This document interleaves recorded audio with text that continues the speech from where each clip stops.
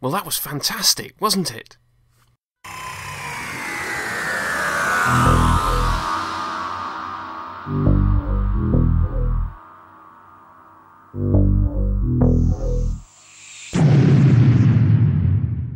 Cold War was always going to resonate with me, not just because of the return of a classic monster, but because of the Russian angle. In St. Petersburg, I lived above an ex-Russian submarine captain, and ironically I accidentally flooded his kitchen once when I was trying to fix my washing machine. I also briefly met another ex-Russian submarine captain, whose surname quite quaintly translated as Under Puddles. So, on with the references. Well, clearly we have harks back to the original Ice Warrior story, with an Ice Warrior being found frozen in a block of ice, being thawed out and coming back to life. I could swear there's something inside! Oh, not another mastodon. Well, look for yourself, sir! Is it a man? Perhaps it's an animal! And then there was a very nice reference, I thought, to the Doctor having pretended to be an Earth ambassador in The Curse of Peladon. Chairman delegate from Earth.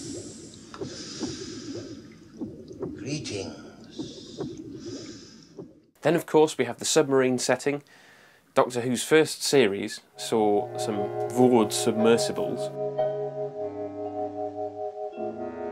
but we wouldn't see a proper submarine until the Sea Devils, with this British example.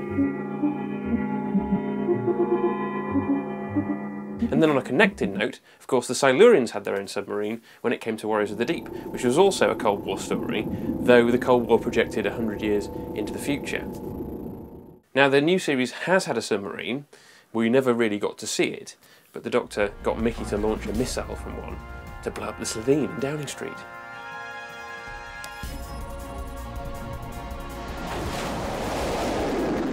Many people are referencing Alien in their reviews of this story. Now, it's a film I've not seen, so my references are still very much in the world of Doctor Who. When Skaldak decided to dissect those bodies, that brought to mind two scenes. It was like a melding of Earthshock and Horror of Fang Rock.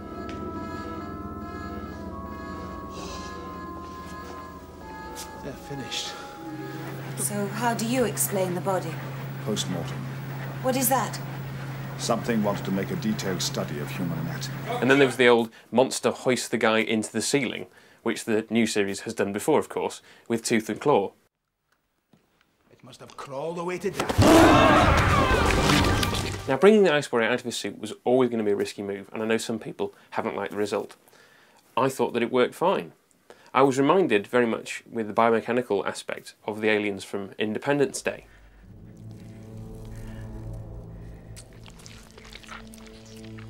Look at it. It doesn't look alive, does it?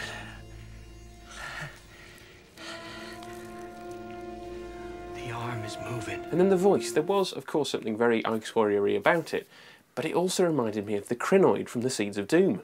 You don't scare us, Keeler. You hear? You don't scare us. Do you think he believed us? The human was Keeler, now of us. And then in another hark back to the recent years of the show, calling the suit was very reminiscent of the Pandorica Opens, when the Cyberman was looking for new flesh.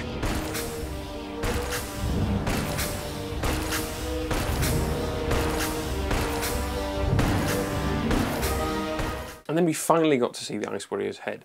And now I knew it immediately reminded me of something, but I couldn't for the life of me recall what. And it wasn't until after the show that I suddenly remembered the rock snakes of Mars, appropriately so, from Thunderbird's Argo.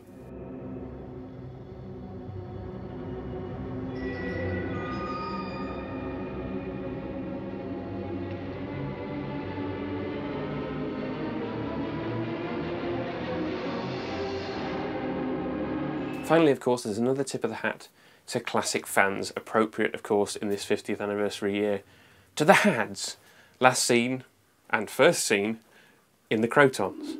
You knew it would vanish like that, didn't you? Well, it only does that, you see, if I remember to set the HADS. The what? The HADS, the Hostile Action Displacement System. If the TARDIS is attacked, it automatically dematerializes. Now, I guess you can tell that from the wealth of clips that I've gone into for this review, the Ice Warrior version of me at the beginning of the show, I really like this story. I I haven't felt this way about many new series episodes whilst I've been watching them. I mean, it will never have the same rewatch value, but I'm reminded of when I first watched The Idiot's Lantern, which I really like, also a Gatiss script, and Smith and Jones, just an amazing punchy series opener. And Cold War made me feel the same, just enjoying watching Doctor Who, unequivocally. Let's hope the series can continue in this vein.